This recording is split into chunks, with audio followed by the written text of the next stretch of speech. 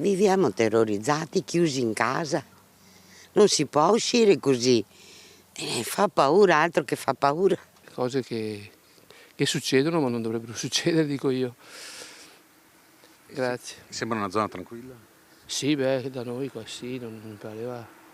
Un episodio così non ricordo, forse mai successo per motivi, senza motivo, diciamo. C'è apprensione a Torreglia, ai piedi dei Colli Euganei in via Tobagi, dopo la violenta aggressione subita da un cinquantenne da parte di 3 giovani sui 18-20 anni. Una violenza brutale a cui ha assistito anche il sindaco Marco Rigato, che passava lungo via San Daniele, che si è fermato per prestare i primi soccorsi. Rientravo da casa e ho visto un attimo una scena e mi sono fermato perché è di una violenza inaudita e sicuramente da non accettare e da tollerare.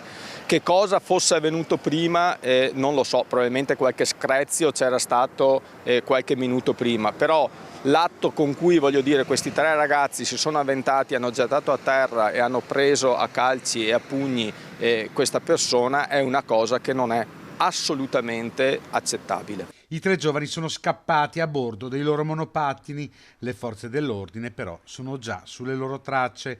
I filmati delle telecamere comunali sono già stati visionati per ricostruire l'identità dei 3 violenti.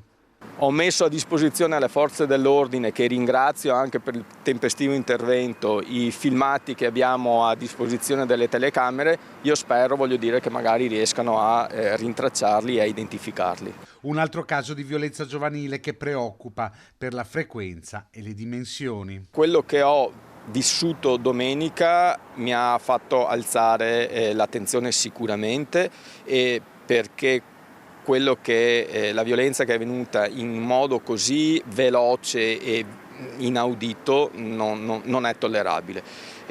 Quindi sì, è il fenomeno di questi ragazzi che in qualche modo non riescono a